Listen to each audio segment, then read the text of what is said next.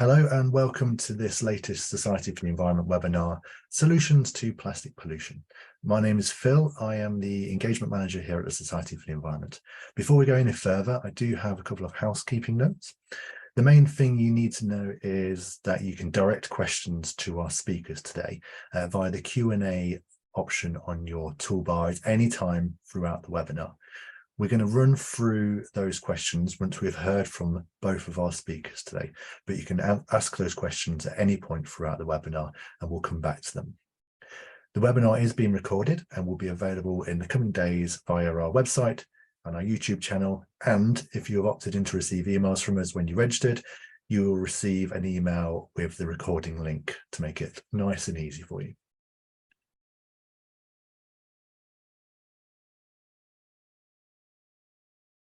Our thanks to the Institute of Materials, Minerals and Mining, IOM3, for kindly supporting this webinar, help us locate the speakers and that kind of thing. It's been fantastic to have them involved. IOM3 supports professionals in materials, minerals, mining and associated technical disciplines to be champions of the transition to a low carbon, resilient and resource efficient society. IOM3 also is a licensed member of the Society for the Environment. This means that IOM3 members with the required levels of environmental expertise can become a chartered environmentalist or registered environmental practitioner and showcase their environmental credentials. A very brief introduction to the Society for the Environment. For those who don't know, CEnvs has a Royal Charter, and working alongside our partners, we raise awareness of the environmental crisis that we face at the moment and into the future, and we build the skills and knowledge needed to tackle them. We are an umbrella body and a custodian of 3 professional registrations: Chartered Environmentalist, Registered Environmental Practitioner, and Registered Environmental Technician. As you hopefully know, today, which is the 5th of June, is World Environment Day. And this year's globally themed around solutions to plastic pollution. With this hugely important theme, 2023 also marks the initiative's 50th anniversary, established by the UN to encourage awareness and action on important environmental themes. As a long-standing champion of World Environment Day in the UK and beyond, CEnvs is bringing together registered environmental professionals from our network to inform and inspire, which brings us neatly to today's webinar. To share what is being done in practice and to prevent and address plastic pollution, 2 chartered environmentalists working in resource management and registered as chartered environmentalists with IOM3 will be providing their insights on this webinar.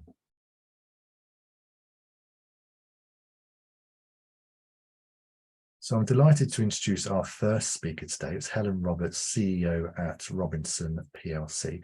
Helen has a deep understanding of plastic packaging and the industry around it, with extensive knowledge spanning sustainable materials technology, global sales, marketing and innovation, and people leadership. Among her many recognitions, Helen was recognised as a woman to watch by Cranfield University's School of Management, Gender, Leadership and Inclusion Centre. Easy for you to say. She was also finalist of the 2021 Great British Businesswoman Awards in 2 categories: Role Model of the Year and Engineering and Manufacturing Businesswoman. Helen's talk today is titled Sustainability in Plastics. And without further ado, I'm going to hand over to Helen. If you're able to share your slides. Thank you very much. Just sharing slides now, so hopefully everybody can see them. Yes, yes. So, afternoon, everyone. I'm actually going to cover 2 aspects of sustainability. First of all, how we're approaching it as a business and what we're doing, and making that very sort of practical. But the second one is just why that broader area of what we call ESG these days, or the environment, social and governance aspect, is so important, particularly for businesses like ourselves when we're publicly listed, and what the requirements really are on us as a business and what we need to achieve. So hopefully in the next sort of 20 minutes can take you through that. A little bit first though about the business, for those of you not familiar with Robinson. We manufacture rigid plastic packaging and rigid gift boxing, both here in the UK, but also in Poland and Denmark.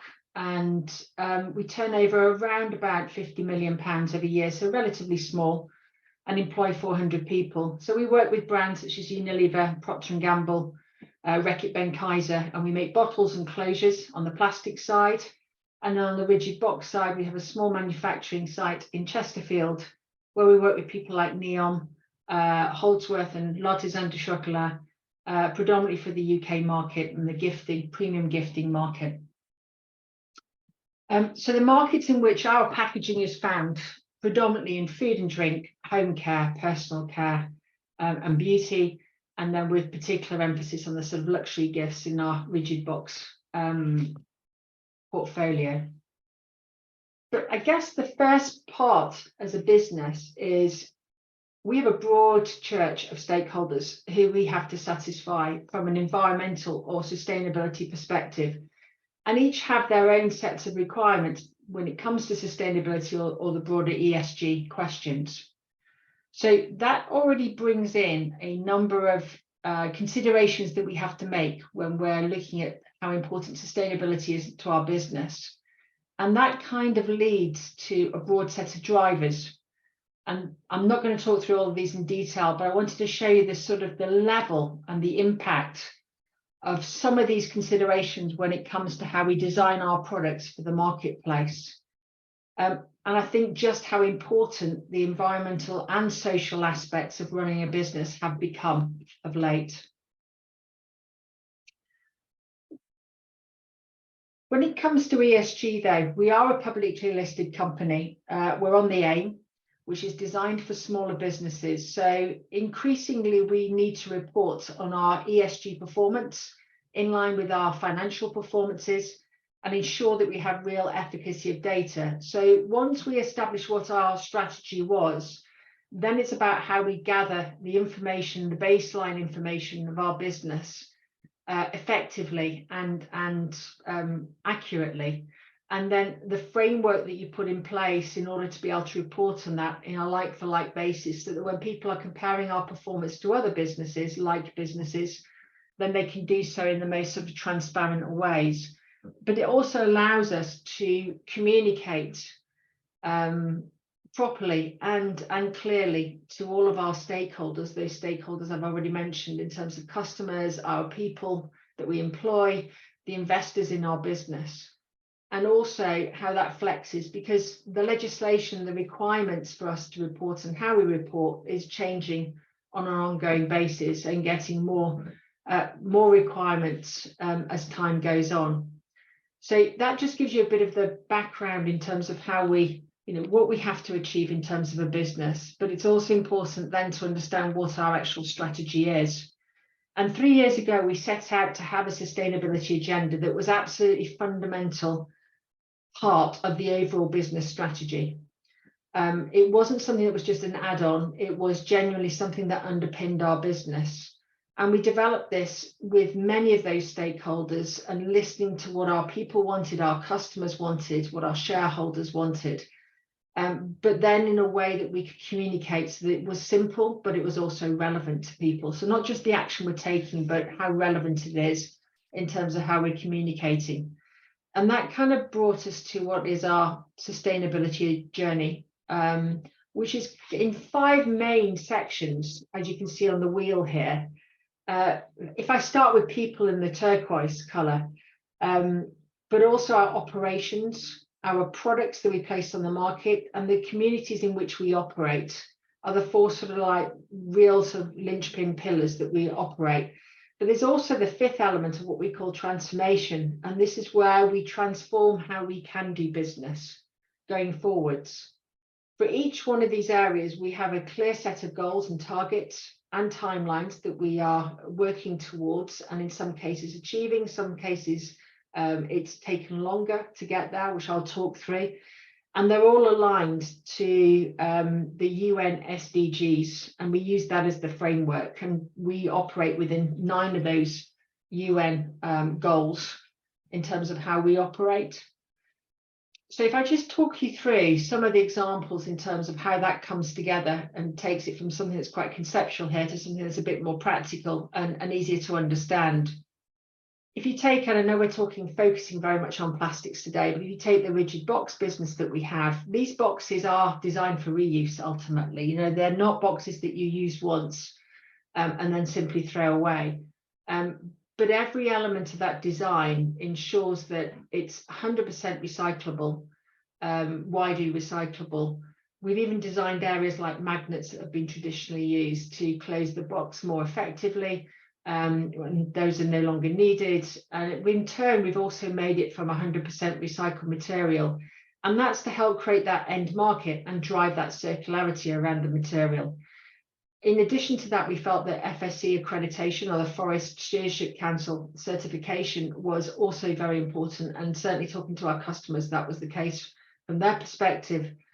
And we're also looking at all the areas such as how we reduce the carbon. We have more efficient machinery that we've been investing in. And ultimately, our journey is to get to, in this part of our business, a B Corp accreditation. And that's in line with many of our customers. So customers like Neon, customers like LMS, who are already working along that line. And that is a really great synergy in terms of not just what we're doing, but also how we're doing it and how we're communicating that in the simplest way. It gets more complicated with polymers and with plastics. But in terms of our approach, we wanted to make it as simple as possible for all of those shareholders to understand. So we broke it down into 3 areas. First one was about, let's reduce the amount of plastic, particularly virgin plastic, that we're using. We've already progressed beyond the 10% by 25, and we achieved that at the end of last year, and we'll continue to do that. And that's really been achieved through increasing the amount of recycled content in our product, but also about lightweighting and design that's just becoming more efficient all the time. The next area we wanted to look at was ensuring that all of our plastics were widely recyclable. And there's a lot of discussion out there in the internet about what makes something recyclable. So we took that sort of classification in terms of widely recycled, and we actually narrowed down the materials that we use, and we found that we could make all of our products from one of 3 materials, plastic materials, either polyester or PET, high density polyethylene or polypropylene, PP. And that we achieved by the end of last year. So really just simple messaging to say, we can make all of the products, whether it's closures or bottles, one of those 3 materials. Then that gives us the sort of volumes to be in order to drive a supply chain about recycled content, but also makes it easier for our customers in how they want to communicate with their customers in turn. And then the final area in terms of recycled plastic content. So we set out with a preliminary target of 30%, and we hope to have done that by the end of 2022. But what we found is that we're about halfway there. And that's actually been slower. That's always something that we have to do in tandem with our customers and how they specify their products. I guess the 3 sort of areas that we really have focused on is, first of all, let's establish a supply chain and have a secure supply chain for each of those recycled materials. Secondly, is to work with those customers who are aligned in their own goals. So there's an open market, there's an open desire to really drive the recycled content. And then the third area, which is always more difficult in practice, is how do we influence those customers where perhaps they've not really thought about their own sustainability goals, but how do we drive, doing the right thing and driving recycled content to replace virgin material in a sensible and a safe manner for our products. There are some complications particularly in one of those materials, but I'll talk about that just on the next slide as I talk through how we approach the supply chain and really think about this from a systemic perspective.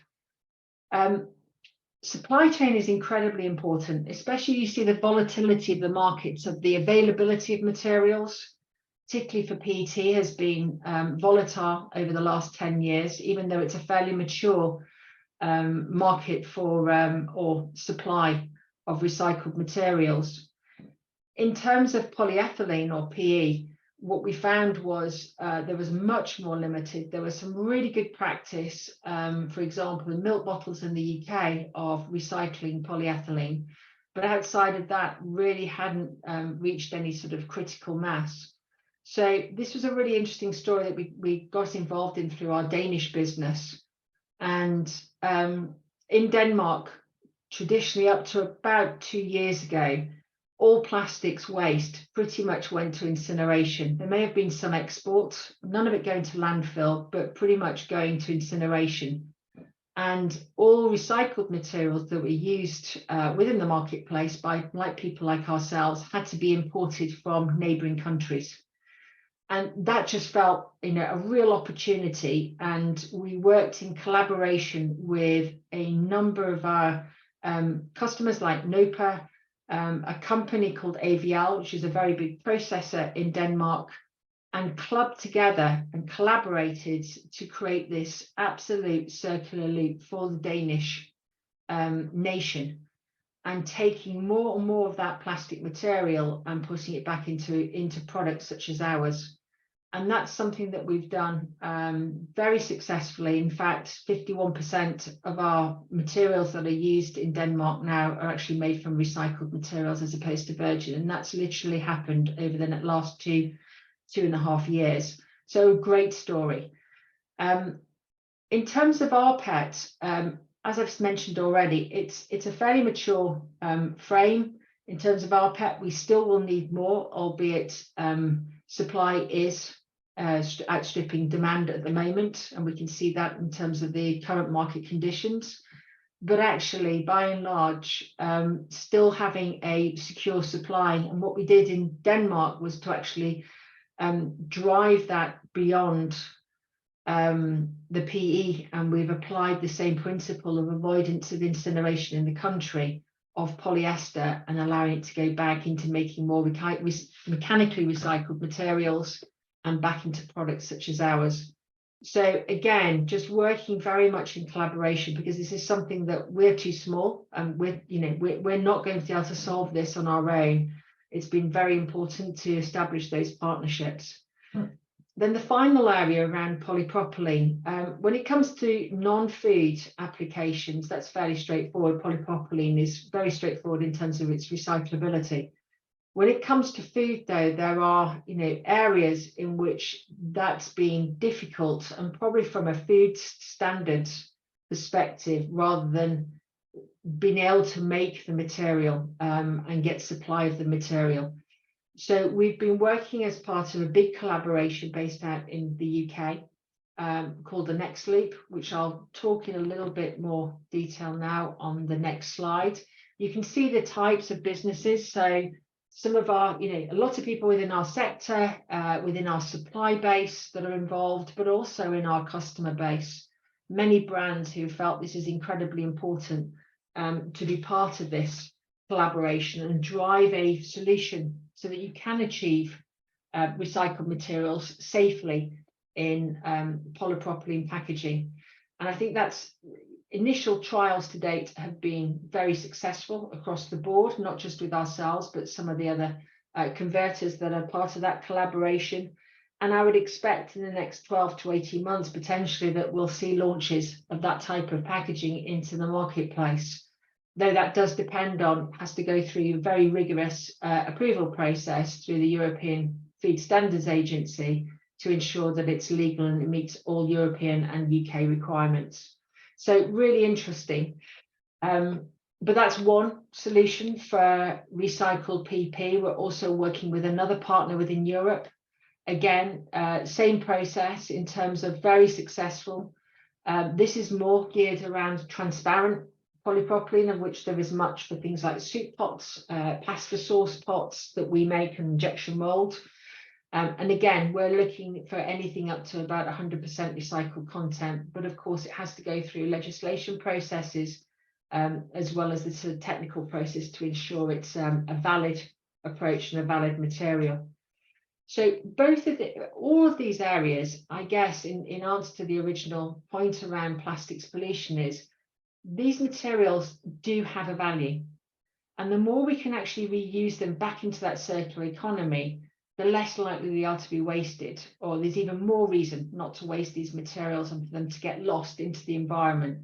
And I think that's incredibly important, that we're using less material in the first place, but of the materials then that go into consumers' bins, recycled bins that go through the material recycling facilities, how do we get that back and give it a commercial value that enables it to stop being seen as waste, but actually as a valid source of raw materials that we can use again and again? And I think that's incredibly important factor in all of this discussion. I also wanted to talk a little bit about carbon, because we can't ignore I don't believe about climate change, and I think carbon is an important perspective around this, particularly when you are manufacturing with plastics packaging. So yes, we are looking within our operations about how do we reduce our carbon footprint and how do we move towards neutrality in the next decade or so.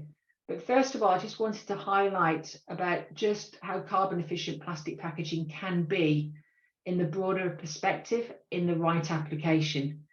And I think that's sometimes missed from the plastics packaging debate. If we can solve the disposal, and if we can reuse that material, just how important this material is. It's not the only material. All materials have a valid use across the myriad of applications that we have in the marketplace.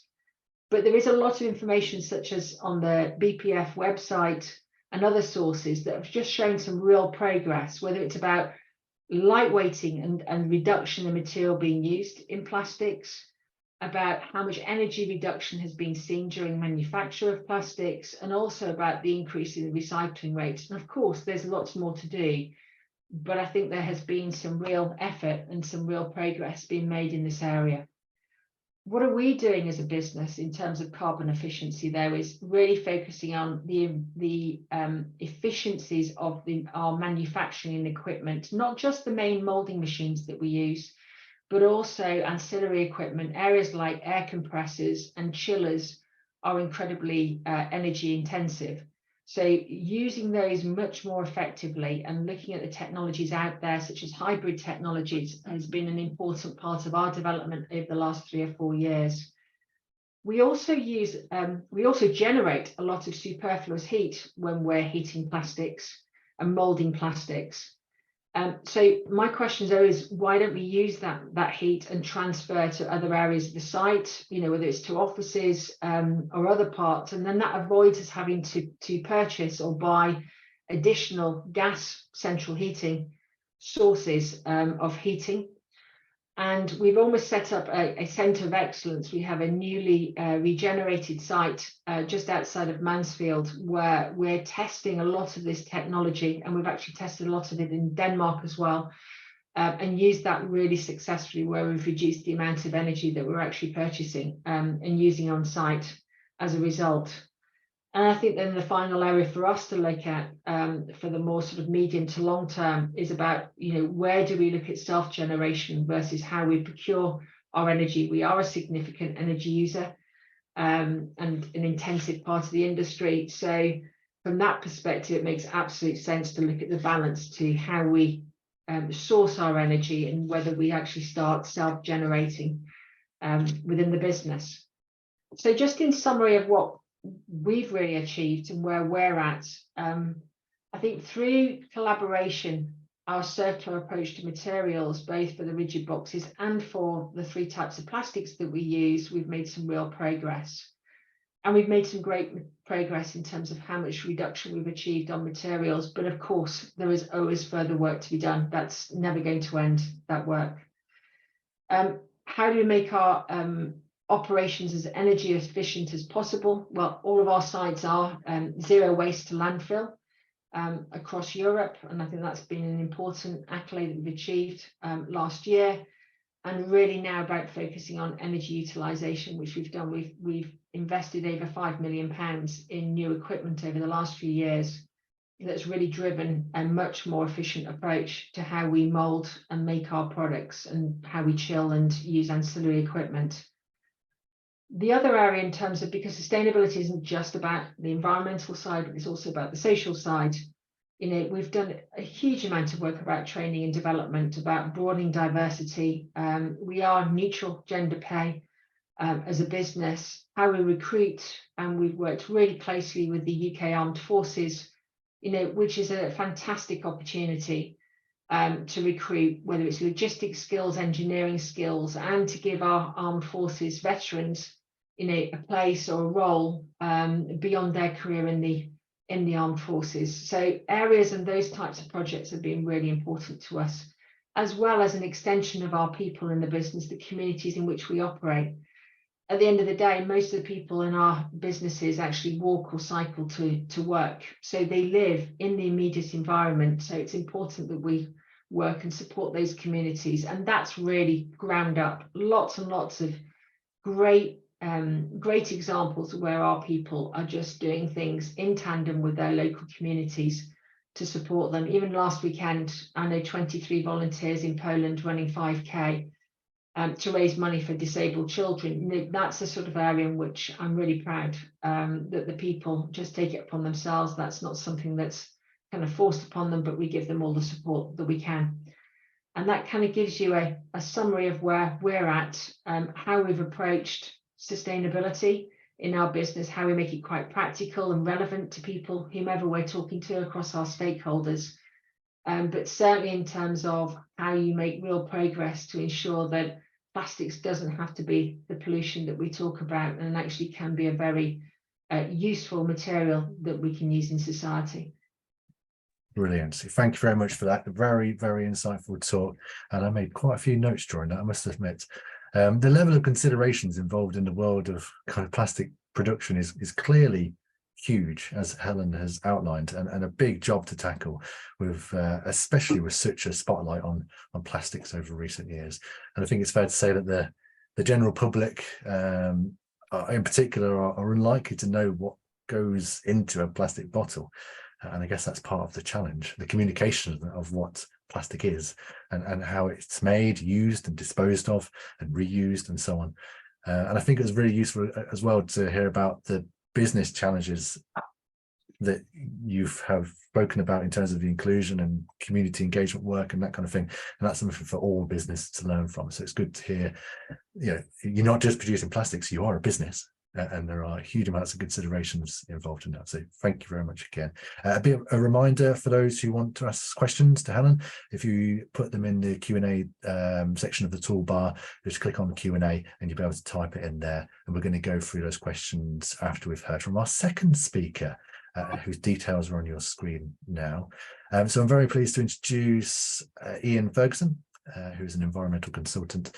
Iain worked for the Co-op in the UK for 32 years, 14 years as technical manager looking after food and non-food products, and 18 years as environment manager looking after packaging policy, packaging advice, carrier bags and food waste issues, as well as many other things.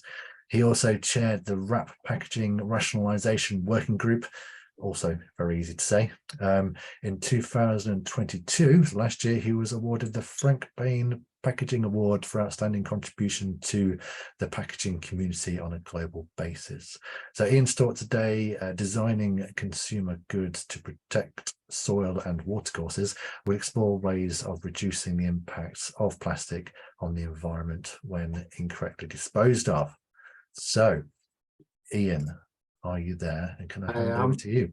Thank you very much, Phil. So today I'm going to talk a little bit about designing consumer goods to protect soil and water courses. So arguably, three things are needed for human life: sun, soil, and water. We can't do much about the sun. We can't do much either way to damage it much or to protect it, but we can and we ought to protect the soil and water. We need to consider where items and packaging are likely to end up and not just where we would like them to go. So this year, for the first time, I found references to persistent plastic pollution in soil being associated with reduced crop yields. And these are the references, and the slides will be available to be looked at later, so the references will be available as well. This reduction in crop yield from persistent plastic pollution seems pretty obvious, but that's not enough for some people. They want to see actual evidence before they're convinced. Now, I want to take you through a few things I've been involved with in my career that have been about addressing the issues of plastic pollution. The first thing we need to think about are disposal routes. That's obviously things like recycling, composting, and food waste collections, incineration, and landfill. However, it's also about flushing, littering, spreading on land, and unregulated burning. As citizens, we have good disposal routes in the UK, but we don't see what happens after the council or whoever else have taken the bins away. And we generally don't have a clue about what happens when we flush. To many people, it's just this place that doesn't really exist called away. Cotton buds became iconic for the problems of persistent plastic pollution some years ago. The bag and bin logo was launched in 1995, would you believe, and rapidly adopted by major retailers. Unfortunately, many people still flush cotton buds, despite the label on the back.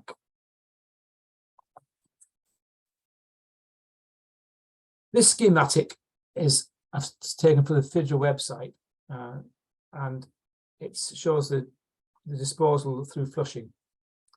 As you can see, this is about cotton buds. If they are flushed, cotton buds can pass to watercourses and to the sea through the storm overflow, but they also can pass straight through the screens at the sewage works. And so even if the water company sorts out the storm overflow, which many are now investing in sorting out, it's going to cost us all money as consumers of water, but they're sorting it out, the problem would still persist.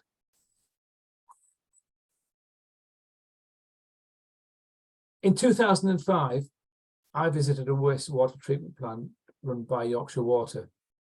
While some of the bits of the visit were interesting, others were a revelation. The inflow of sewage to the plant from Bradford was a real eye-opener. It contained hundreds of cotton buds, a testimony to the inability of some people to use the right bin. That disposal was almost certainly at home, not my home, and probably despite the labelling. This prompted me to get the co-op to change the stems to paper. It took 13 years for the rest of the market to catch up, and a bit longer for the government to introduce a ban on plastic stems. But it also made me look at many other things in a different way. So tea bags. Tea bags have been a particular concern of mine since concerns were raised back in 2004. It seemed a little bit under the radar then, and there was a question asked of WRAP, and I wasn't happy with WRAP's response, especially as it seemed to result in no action to actually solve the problem. Apart from leaving gardeners to sift the plastic ghosts of tea bags from their compost piles, they were prepared to allow plastic to be spread on land for the sake of collecting food waste, which doesn't seem right to me. I've been pushing ever since within the supply base to get PLA binder tea bags, but only recently have we seen solutions actually reaching the market. It's taken a long time to get there. It would be great to see a solution that allowed mass market tea bags to be made home compostable. PLA ones are actually only industrially compostable, so they have to go in the food waste collection. There are tea bags that can go in home compost bins. Those are the ones that have a string and paper tag. However, we need to be careful, as some of those that are made with a string and paper tag might just be made from the same paper as standard tea bags and may not actually be solving the problem. So be careful of what you buy if you're determined to compost at home. Many fruit labels carry a small over label, and fruit labels are another item that's almost certain to get into food waste collections or into home compost bins. Got pictures of banana in there. And I can't imagine very many people being worried enough to take the little label off the banana skin when they peel it. It's going to go straight into food waste. And in this case, there isn't any room to give instructions. If the labels were increased in size to add the disposal instructions, we actually might be making the problem bigger rather than solving the problem. Many people question why we need fruit labels, but with a move to more loose produce at major supermarkets likely, and it should be on its way now, a way is needed to distinguish between different varieties of fruit. Apples are a prime example. The easy ones I can think of are Jazz, Braeburn and Royal Gala, which all look very similar. And the premium priced Pink Lady apples are not that dissimilar. Speedy and accurate checks are needed at checkouts, and speedy checkouts keep costs and customer complaints down. And we need it to make it easy for the people on the checkouts to keep that speed up.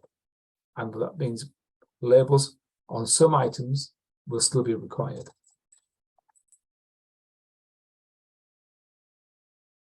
Wipes have seemed to become an essential part of modern life.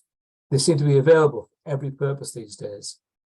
Gone are the days of using a damp flannel to clean the kids or a mop and bucket to clean the floor. And only yesterday I saw a flash floor wipe advert where you just stick your mop on top of the pack, you tuck the wipes in, you mop the floor, and you throw the wipe in the bin away.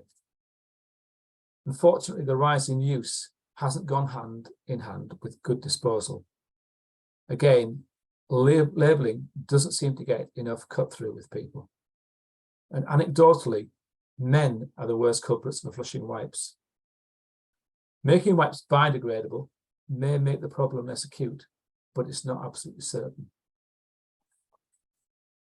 These pictures show a fatberg and a wet wipe island. The rise of flushable wipes hasn't helped, and I would say the introduction of the Water UK Fight to Flush logo has given brands the green light to press ahead with selling flushable wipes.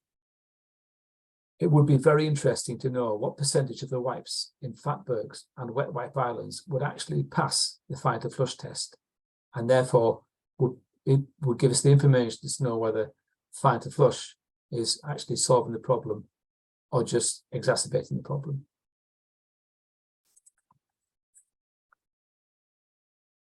Even before carrier bag charging, I managed to get a 66% reduction in carrier bag numbers at the Co-op, simply by having the bags moved away from the customer end of the checkout. So that customers, if they wanted a bag, while they were allowed a free bag, they had to ask for one. So they asked for a bag or 2 bags or 3 bags. I didn't take the 5 or 6 or 7 that they were taking before.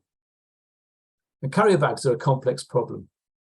Don't believe anyone who tells you that they have the solution. There isn't a solution. Even charging 10p for a bag won't deter some people from taking a bag. And I've even heard of trials that have involved removing 10p bags for life, as well as single-use bags. And the outcome of that was that a significant number of customers just bought the next cheapest bag available and used it as if it was single-use. Going back to single-use conventional bags is a risky option, but continuing with cheap reusable bags has a worse effect. I tried to do better by introducing compostable carrier bags, and this was to address the problem of the mountains of cheap reusable bags, to help councils and customers to save money on caddy liners, and have a positive impact on soil health through reducing conventional plastic pollution. And if you're interested in learning more about unintended consequences and the data behind this, to have a look at the Co-op Bags to Rights report. The link is down at the bottom of the slide there.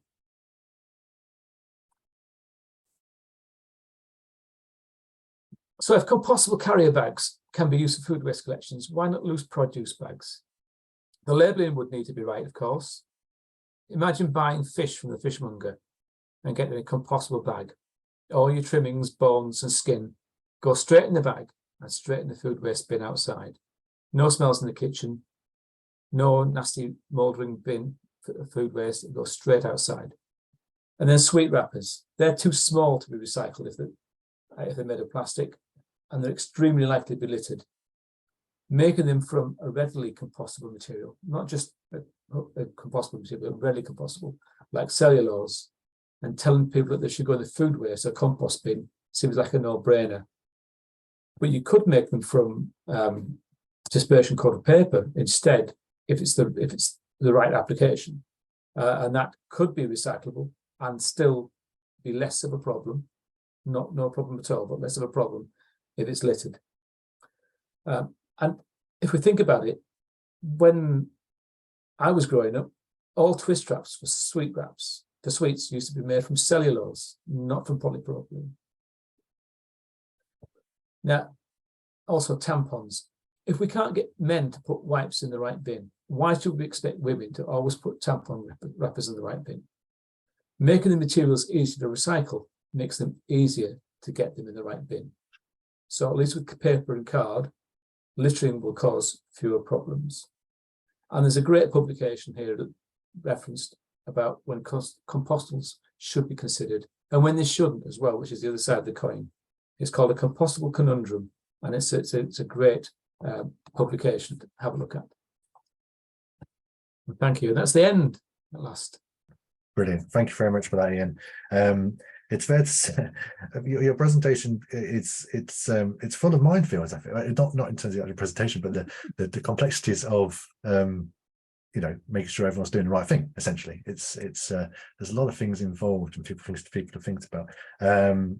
And like I mentioned to Helen just then, not everyone, not the whole public think about these things in the right way, as in, don't think about recycling everything and that kind of thing, despite the fact that recycling rates have gone up and so on. There's still a big challenge there, isn't there? Correct me if I'm speaking out of turn there. But I'm pleased to say that I do use a damp flannel with my 2-year-old daughter, and I have done for her entire lifespan, so that's good.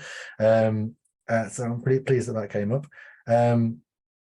And so it's really interesting to see what the co-op have done from probably quite an early stage. I think you mentioned it pretty early for supermarkets to do that kind of thing with the cotton buds and the plastic bags and that kind of thing. So it's really interesting to hear. As mentioned throughout the when I've been speaking, if you could add your questions into the Q&A part of your toolbar, that would be really useful. And then we're going to ask some questions to currently just Helen. Sorry, Helen. And hopefully we'll be rejoined by Iain, and maybe we'll go back to Iain again for any key points that he was hoping to put in towards the end of his presentation. And my question I had lined up straight away was actually directed at Iain based on one of his slides just a few months ago. So I'm going to come back to that one, I think. Right. Questions that we've got in the Q&A at the moment. Now a bit of a challenge one to start off with, but can plastic ever be truly environmentally sustainable or circular, as a plastic never truly breaks down? And there's various bits of detail in there. Surely we need to heavily invest in bio-based circular materials that don't have the significant pitfalls of plastic. Can I put that one to you, Helen? Yeah, I think there's two things there. There's the circularity and there's the bio-base. They can be separated out. To be bio-based doesn't make you circular or vice versa. I think it's a really good point, and of course I'm not suggesting that that there are some issues in terms of microplastics, not just from packaging but from all plastics use that we could talk about, and that's linked very much to disposability that Iain was covering. For me though, in terms of circular, the fact that plastics don't break down is a benefit in terms of circularity, because it means you can continue to use them. Now, they can't be used ad infinitum, plastics, because they're made of long carbon chains, and those get shorter as you keep using it, in the same way as cardboard does. So as you keep recycling cardboard, it gets weaker because the chains that it's made from get shortened. But you can actually enhance that and still recover it to use in something else. So although you're not right, you're creating a circularity, it might be some some down recycling eventually, you can still get a usage from the material. So I think the fact that plastics doesn't break down is a benefit when it comes to circularity. When it comes to microplastics or toxic fumes, there are a myriad of different plastics. Some plastics that are pretty straightforward, very safe to use and very safe to recycle. You know, polyester, now we've got 2004, I think, was the first sort of real drive-through in terms of how much recycled polyester there is in the marketplace, and you can even use it, and we've been using it for foods or bottled for bottles for drinks, for example. So I think circularity wise, there is no reason why plastics can't be circular, and we've proven that time and again as a sector. How do we drive more of that to happen? How do we get that, you know, whatever it's 8%, I think at the moment, upwards, is absolutely important. How do we reduce the amount of plastics, whether it's in our bodies, whether it's in food chains, I think is a much bigger consideration beyond packaging. Some of that will be inert, some of it won't be. And I think we just don't know enough yet to know how do we deal with that, and truly what impact is that having. So I think there's a huge amount more of knowledge that we really need to answer that in terms of that ubiquitousness of packaging, of plastics packaging. Looking at things pretty simply from my brain, I guess when it comes to the circularity of plastics, keeping hold of said plastic, as in keeping it in that loop, is massively important, isn't it? Rather than getting lost in the various different loops that it could get lost in, which is part of what Iain was talking about with absolutely. I mean, that's the crux of it. So just because somebody can chuck a piece of packaging out of their window, car window, van window, the fact that it then breaks down safely in the environment seems to me not the area that we should be focusing on. Is how do we make it easy for that person, or easier for that person, to think, I've got to actually put this somewhere that can be reused again, and not just throw it into the environment, whether it's into the, you know, the aquatic environment, or whether it's on land. You know, how do we build up those for all packaging? You know, I go running, I can see all plastics, all cans, cardboard, you know, myriad of different materials. None of it's right that it sits there on the roadside. So it's how do we, you know, drive behaviours? How do we drive and give the right facilities that people don't feel they need to do that? Yeah. Then trying to deal with that behaviour, and then, you know, designing materials so they don't continue to exist in the environment.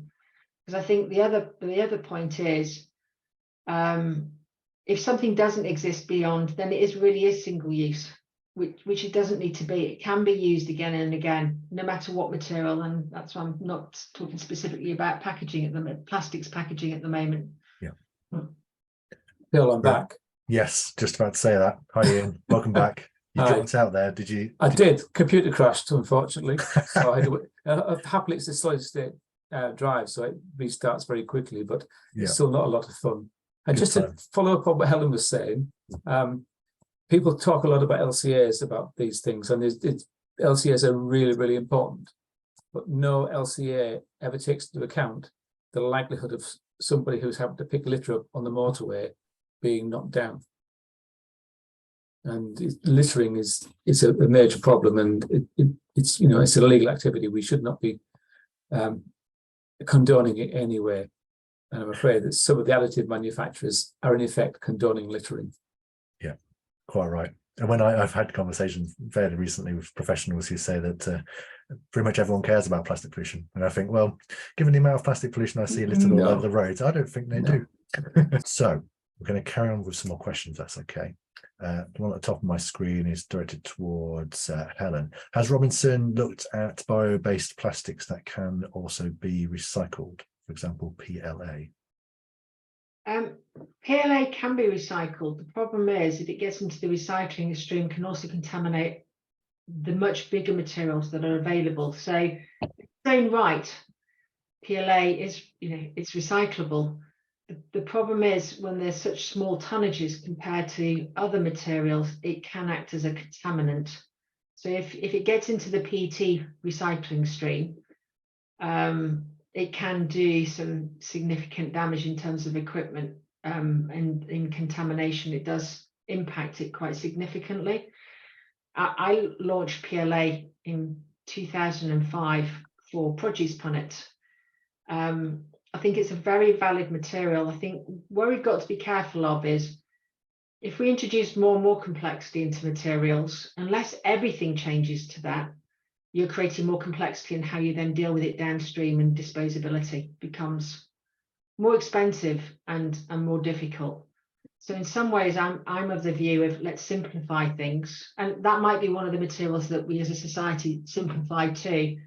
I think with bio-based, the other dynamic you've got is, and look, we have customers in Denmark that genuinely want to use a bio-based polyethylene instead of recycled polyethylene, because they feel that that's aligned to their sustainability agenda. So you're shipping polyethylene that's made from feedstocks or waste products from feedstocks in Brazil to Denmark to then make bottles from it. And actually, some of those customers have now moved saying, well, maybe that's not in the total environmental picture the right thing to do. Maybe actually making it from recycled material that creates an end use for the waste that we're creating in Denmark as a nation is better than taking something that's grown in Brazil with some of the questions about, there are some challenges around land usage. Should land be used to grow packaging instead of food in South America? Because that's where the dynamics, does it affect in terms of deforestation? I'm not saying in that particular case it did, but I think it does bring up some broader, bigger questions. When you're trying to solve one thing and looking at it in a single lens, you can sometimes perhaps make some decisions that can be challenged in other ways. Can I come in about the recyclability of PLA? PLA is technically recyclable. A lot of things are technically recyclable. However, when I was chairing the rationalisation and packaging working group for RAP, we developed 5 tests for recyclability. And those 5 tests for something to be practically recyclable are, can the customer recognise it's been recycled? So does it have an OPRL label on it to say recycle this? Will the council collect it? Well, councils don't collect PLA, so it's not recyclable. Can it be reprocessed? Can it be sorted first? Can it be sorted into something else? And yes, it could be. Can it be reprocessed? Yes, it could be.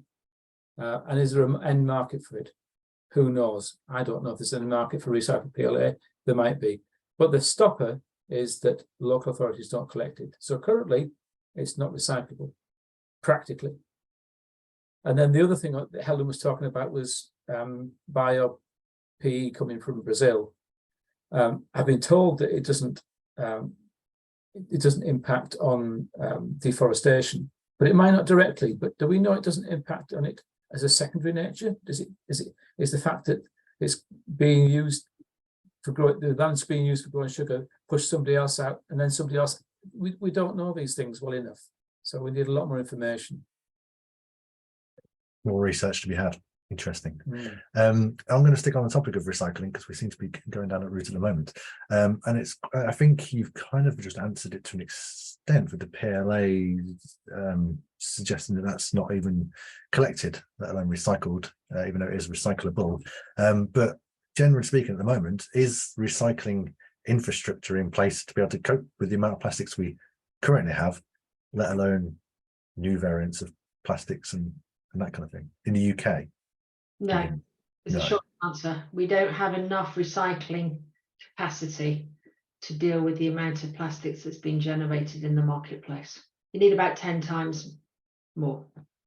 And our PRN system has actually driven this disposal abroad as being one of the options rather than proper recycling in the UK. I say disposal broadly because we don't, well, traceability can be very poor at times, in a minority of cases. And if we move to compostable plastics instead, obviously not everyone has a compost, so that had to be collectibles and that kind of thing. So it becomes a bit of a cycle of challenge, doesn't it? Well, everybody will have food waste. Well, nearly everybody will have food waste collection before long. But are the right things being used for composting? Is it appropriate? Is the labelling there? There's a lot of water going on the bridge. It's complex. Yes, and we talked about this before the webinar even started. The fact that my council collects what they call plastic film. Is it plastic film? Right. Soft plastics is generally referred to, yes. Right.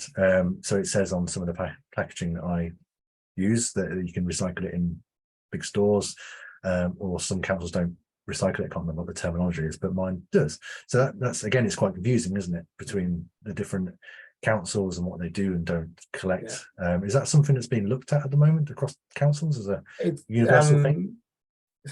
Film collection was in the consultation, and I believe the government are looking at introducing that in the fullness of time.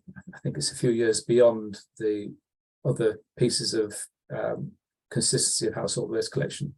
Currently, I think I said to you, there's 44 councils collect film of some sort.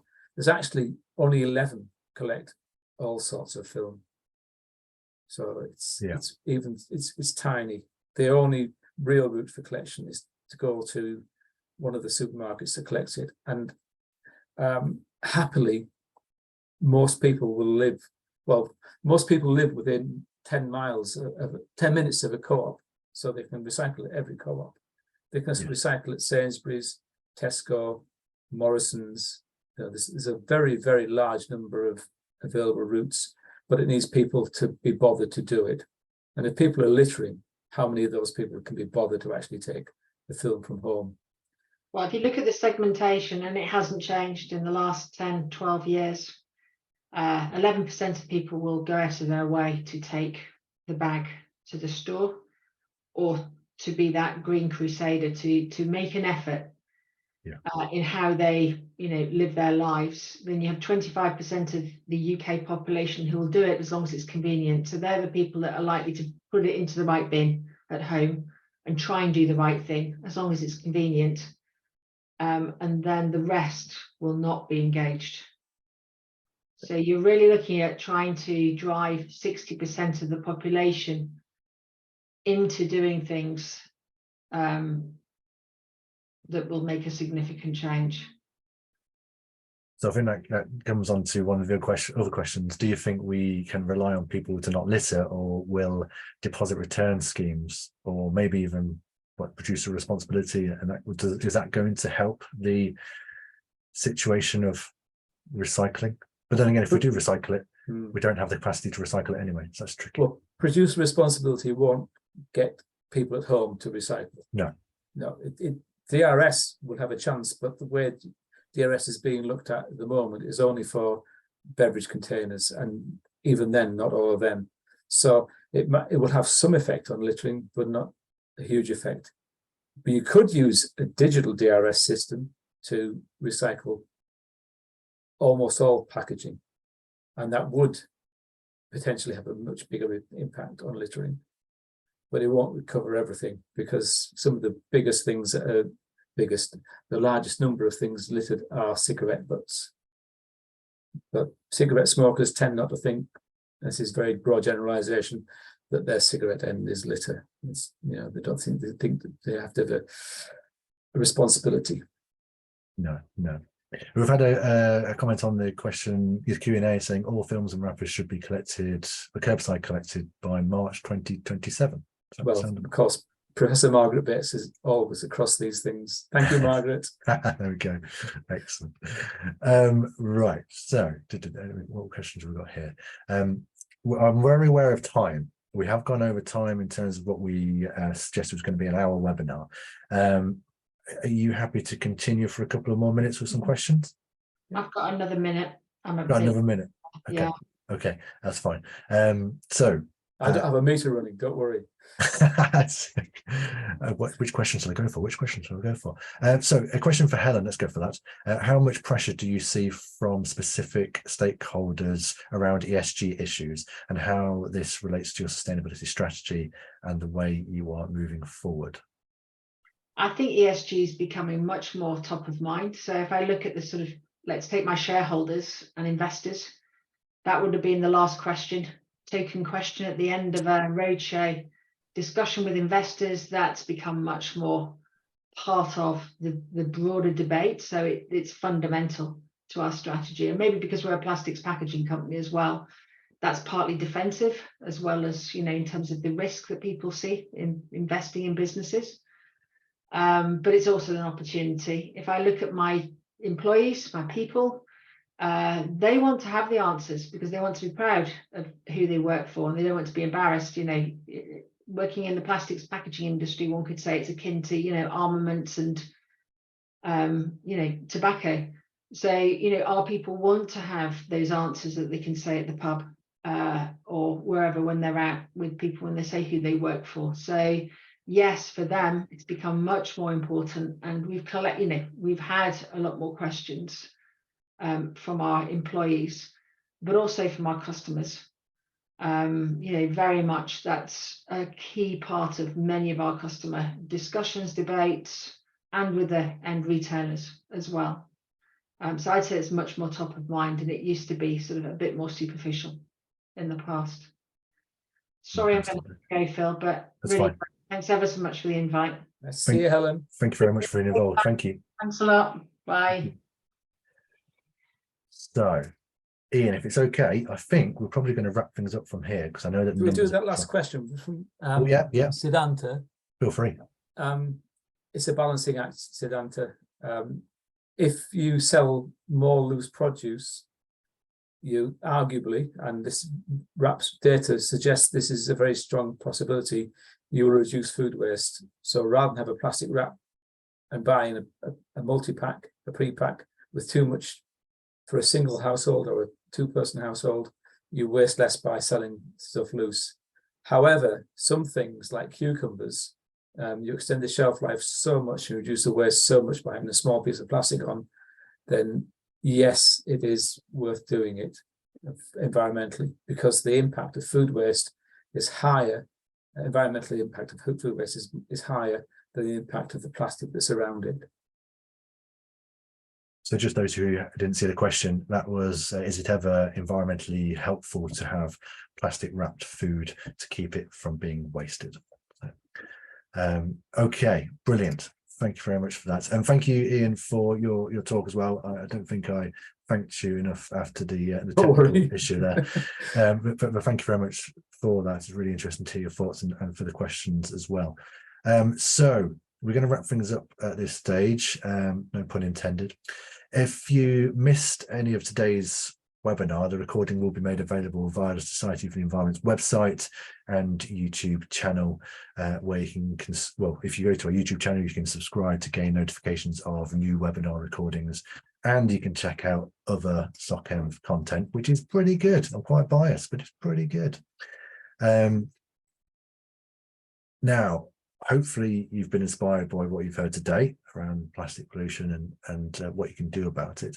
Here are just some of the ways you can get involved to take action and spread the word, from checking out our dedicated World Environment Day webpage to sharing case studies on social media, and don't forget to use the hashtag #BeatPlasticPollution. Something I wanted to bring to your attention, those who are still here, for those who are watching live and interested in some more plastic-based expertise, join us for the 2023 CEnv Awards and Lectures tomorrow at 12 noon UK time.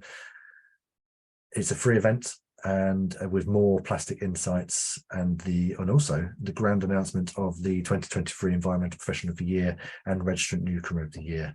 If you head to the website on the screen to register, it's for free to join us on that, and you can celebrate some outstanding work of environmental professionals across the world. So that's socenv.org.uk/socenv-awards, and it'll be good to see you there. For those who are watching at the very start of this webinar, before I had my background turned on, you may have seen the awards trophies in my background. Luckily, they were turned around so you can't see who the winners were. So please join us for that. And that's it from us today. So many thanks again to Helen and Ian for their excellent insights today. And thank you to all of those who listened and took part with the Q&A. If you're watching the recording on YouTube, please do subscribe to our channel and click the bell to get notifications of new content. Thank you very much for watching, and it's goodbye for now. Thank you very much.